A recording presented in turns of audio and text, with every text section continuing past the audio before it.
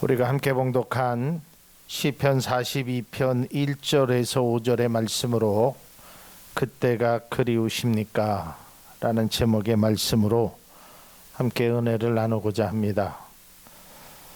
우리가 가끔은 지나온 세월을 뒤돌아보면서 예전에 그때는 그랬지 라는 표현을 쓰기도 합니다. 제가 초등학교, 그때는 국민학교였죠. 그때 다닐 때를 생각해 보면 한 반에 한 60여 명에서 70여 명의 학생들이 있었고, 또 한 학년에 10반, 12반까지 있기도 했습니다. 작은 운동장이었지만 많은 학생들이 뛰어놀기에는 충분했었던 것 같습니다.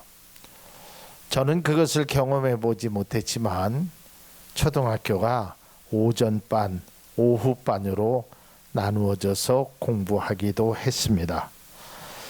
모든 사람에게는 과거라는 것이 존재하고 있습니다. 때로는 그 과거가 잊고 싶을 때가 있고, 때로는 너무도 소중해서 그 과거로 돌아갈 수만 있다면 이라는 아쉬움을 남기기도 합니다. 그래서 어떤 사람은 그 아름다웠던 시간, 소중했던 그 추억들을 뒤돌아보면서 내가 다시 젊어질 수 있다면, 내가 옛날로 돌아갈 수 있다면 하고 생각하기도 합니다. 오늘 본문은 고라자손의 시라라고 되어 있습니다. 고라자손은 성전에서 찬양을 인도했던 레위 지파에 속한 자손입니다.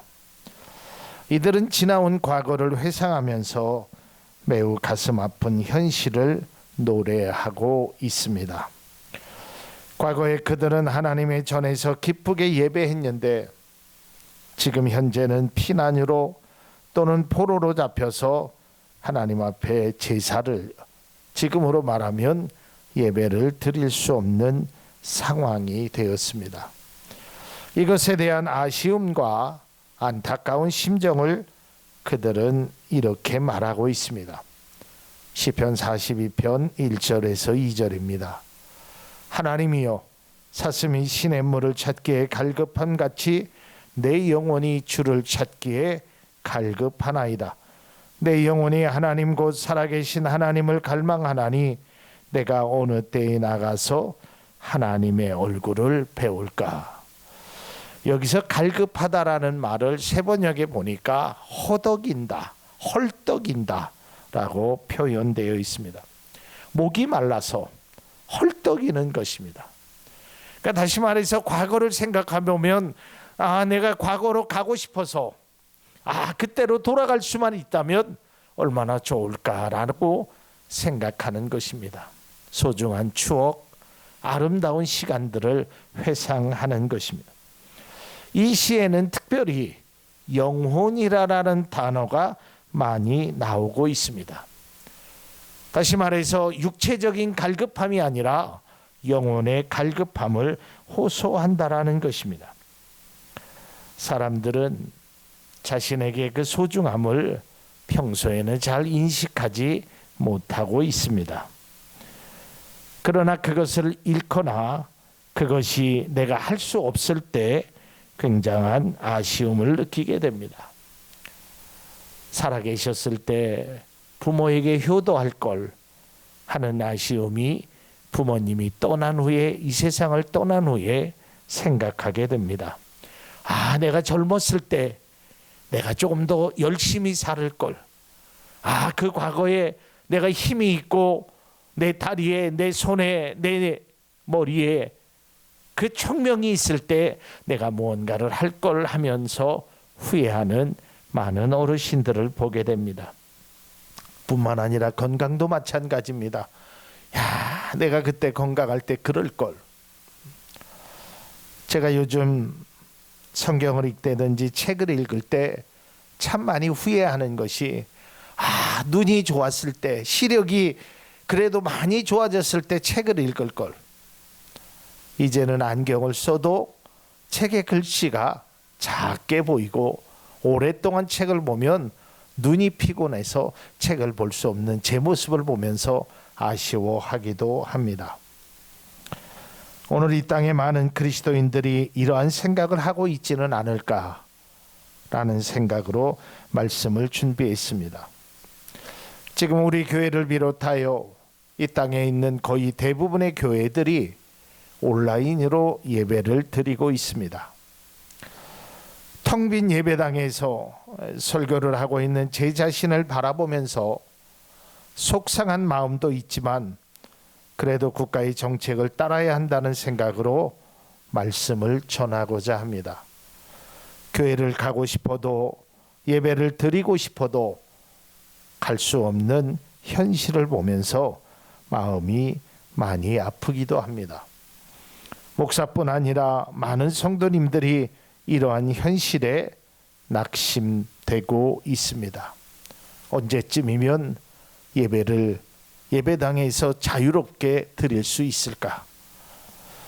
본문 4절의 말씀을 보면 세 번역에 이렇게 기록되어 있습니다. 기쁜 감사의 노래소리와 축제의 함성과 함께 내가 무리들을 하나님의 집으로 인도하면서 그 장막으로 들어가곤 했던 일들을 지금 내가 기억하고 내 가슴이 미어지는구나. 어찌 보면 오늘날 우리의 심정을 말하고 있는 것 같습니다. 예배를 드리고 싶어도 찬양을 드리고 싶어도 드릴 수 없는 그런 상황입니다. 또한 성도들과 함께 교제를 나누고 싶어도 이제는 사람들의 눈치를 봐야 되는 현실입니다. 근데 참으로 이상한 것은 뭔가를 하지 말라고 하면 더 하고 싶은 것이 인간의 욕망인 것입니다. 과거에 우리나라에 장발을 단속했던 적이 있었습니다. 머리를 기른 사람, 치마를 짧게 입은 사람을 이 현행법에 위배된다고 해서 단속을 했습니다. 그때는 사람들이 머리를 기르고 싶어서 하지 말라고 하니까, 하면 안 된다고 하니까 머리를 막 기르고 싶어서 기르고 경찰을 보면 도망 다니고 있습니다. 그러나 오늘날에는 머리를 기르는 것에 대해서 아무런 제약이 없습니다. 본인의 자유입니다. 그러나 대부분의 남자들은 머리를 기르지 않습니다. 하지 말라고 하면 더 하고 싶은 것, 먹지 말라고 하면 더 먹고 싶고, 가지 말라고 하면 더 가고 싶은 것이 사람의 욕망이기도 합니다. 아마 온라인으로 예배를 드리는 많은 성도들이 이제 교회에 가서 예배를 드리고 싶다라는 생각을 하게 될 것입니다. 고라자손은 과거에 자신들이 성일에 하나님의 백성과 함께 기쁨과 감사로 하나님께 나아갔던 것을 회상하면서, 그리고 지금은 하고 싶어도 할 수 없는, 아무리 간절해야 해도 이룰 수 없는 상황에서 낙심하고 있는 자기 자신을 바라보고 있다라는 것입니다. 무엇보다도 고라 자손들에게 힘든 것이 바로 두 가지가 있었습니다. 그 첫 번째는 미래에 대한 불확실성입니다. 오늘 본문 2절에 나와 있습니다. 이것이 언제나 내가 하나님을 배울 수 있을까? 언제쯤이면 내가 하나님 앞에 나아가서 많은 사람들을 인도하면서 예배를 드릴 수 있을까? 또 하나는 사람들이 비웃고 있다라는 것입니다. 본문 말씀 3절에 보면 사람들이 종이라 하는 말이 내 하나님이 어디 있느냐? 그 말을 들었을 때 내 눈물이 음식이 된다라고 말하고 있습니다. 미래에 대한 불확실성에도 힘든 상황인데 사람들의 조소와 조롱이 우리를 견딜 수 없게 만들게 됩니다. 며칠 전에도 확진자가 하나도 없었던 작은 군단위 마을에 확진자 2명이 생겨났습니다. 제가 제 친구가 있는 지역이라서 더 뉴스에 관심을 가졌습니다. 그런데 안타깝게도 예배당에서 예배를 드렸을 때 확진되었다는 뉴스를 들었습니다. 아마도 작은 지역에서 그 뉴스를 접했을 때 많은 사람들이 교회를 향하여, 그리스도를 향하여 조롱했을 겁니다. 거 봐라, 말 듣지 않더니 잘 됐다. 그 교회가 이번 주부터는 온라인으로 예배를 드린다고 합니다. 참 이 고통의 자리가 언제 끝날지 모르고 또 세상의 사람들이 조롱을 합니다. 어둠의 터널과 같은 현실의 그 어려움 중에 고라자손은 이렇게 노래를 합니다. 42편 5절에 있는 말씀입니다. 내 영혼아, 내가 어찌하여 낙심하며 어찌하여 내 손에 불안해하는고. 너는 하나님께 소망을 두라. 이제 고라자손은 낙심과 슬픔 가운데 자신에게 값없는 은혜를 베풀어 주시고 슬픔과 역경 속에서 일어나게 하시며 다시금 회복시켜 준다라는 기대가 그들에게 있었습니다. 오늘날 믿음의 그리스도인들에게, 우리 청주 참 좋은 교회 성도들에게 필요한 모습이라는 것입니다. 소망을 하나님께 두라. 소망을 하나님께 두라. 이 말씀이 우리 모두에게 마음에 새겨질 수 있기를 바랍니다. 지금 우리 앞에 놓여진 위기, 절망, 이 순간이 우리를 힘들게 하고 우리를 고통 가운데 있게 하지만 믿음의 사람들은 하나님께 소망을 두는 것입니다. 그렇게 될 때 우리는 그 소망으로 이 어려운 역경을 이겨낼 수 있게 된다라는 것입니다. 그래서 저는 본문의 말씀 속에서 우리에게 두 가지 교훈을 얻고자 합니다. 그 첫째는 과거보다는 현실에 충실하자라는 것입니다. 물론 과거가 존재하기에 현재가 있을 수 있습니다. 그렇다고 해서 우리가 모든 것을 과거에만 초점을 맞추게 된다면 현재의 삶이 무너지게 되고 더 힘들어집니다. 많은 사람들이 그런 이야기를 합니다. 내가 그때 돈이 있었을 때, 내가 건강할 때, 내가 젊었을 때, 내가 학교에 다닐 때. 그러나 그것은 우리에게 아무 유익이 없습니다. 그저 우리를 현실 속에서 과거에 이랬으니까 우리가 현재는 그래도 더 열심히 살아야지, 이것밖에는 줄 수 있는 것이 없습니다.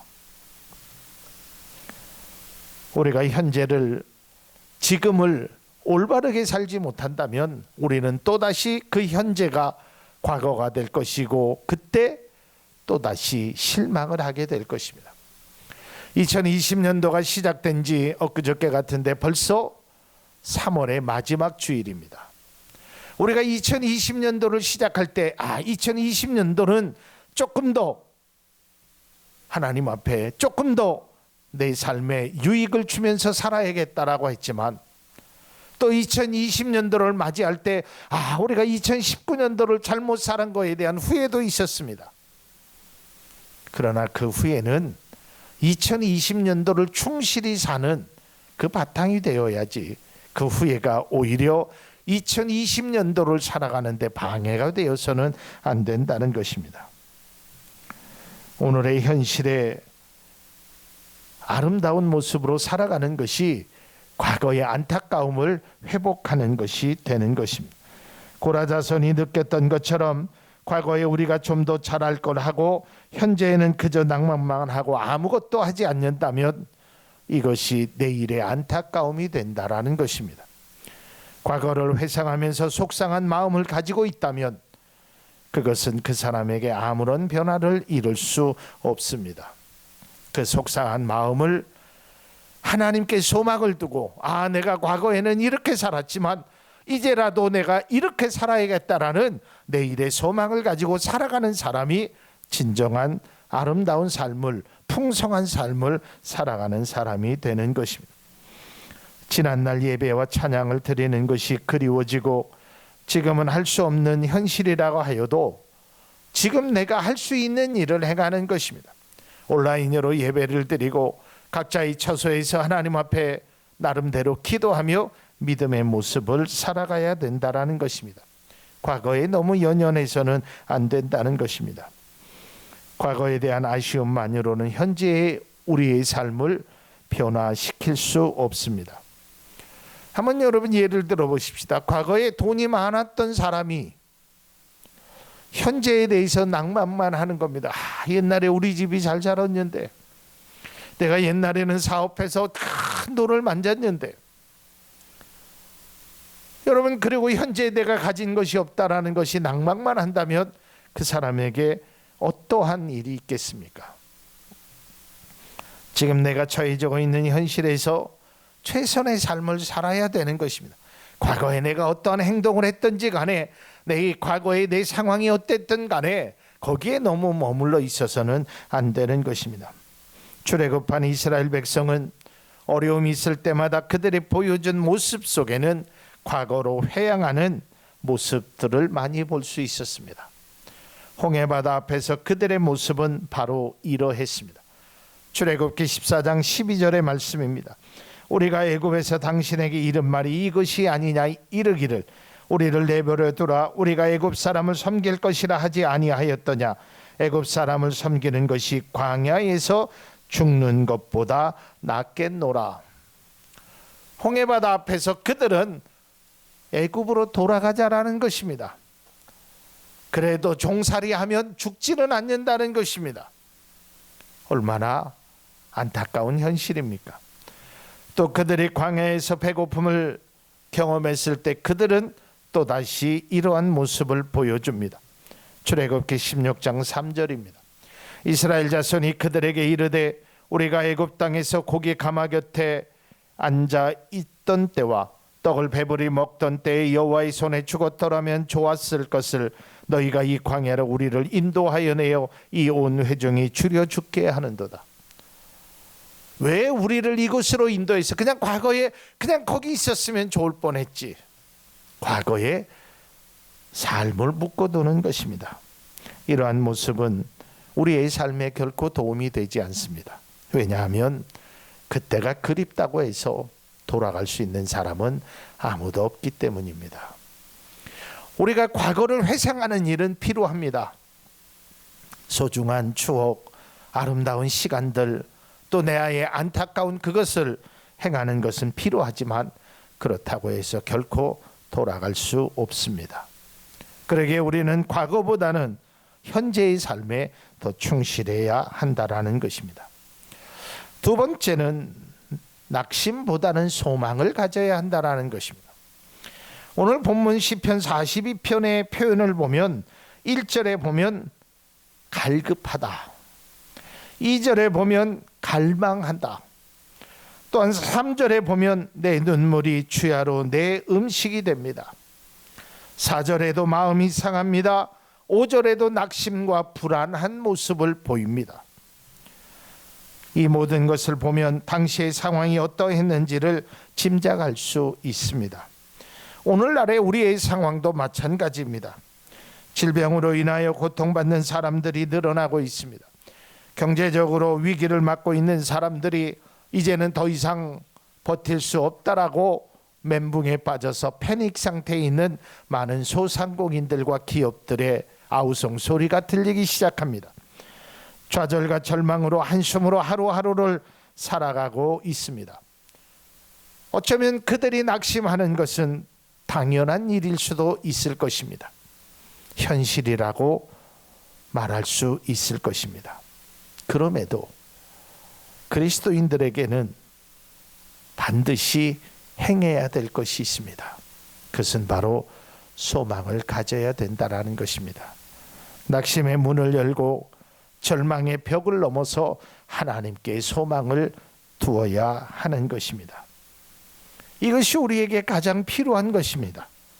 하나님께 소망을 두라라는 것입니다. 낙심되지만 불안하지만 하나님께 소망을 두라라는 것입니다. 시편 42편과 43편에는 3번씩이나 반복해서 말하고 있습니다. 어찌하여 낙심하고 불안하여 하는 것, 너는 하나님께 소망을 두라라는 것입니다. 현실은 때로는 우리의 과거의 그 아름다웠던 것을 바라보면 현실이 암울합니다. 예배를 드리고 싶어도 예배를 드릴 수가 없습니다. 찬양을 하고 싶어도 찬양할 수 있는 공간이 없습니다. 우리의 믿음의 삶이 너무 답답합니다.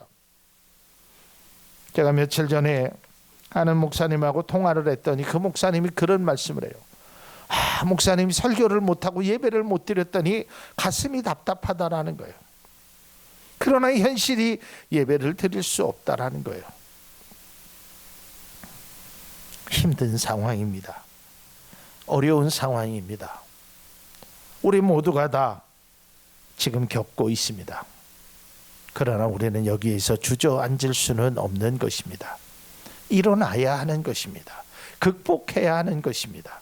아무리 힘들고 어려워도, 아무리 절망과 좌절해서 이 코로나19라는 이 바이러스가 얼마나 더 우리나라에 머물고 전 세계를 위기에 빠질지는 모르지만, 언제 끝날지 모르고 불안한 마음에 나도 혹시, 우리 교회도 혹시 확진자가 생겨나지는 않을까라는 불안한 마음, 또한 경제 일선에서 나가는 사람들은 우리 회사는 괜찮을까, 내 사업은 괜찮을까, 아주 두려운 마음이 있을 것입니다.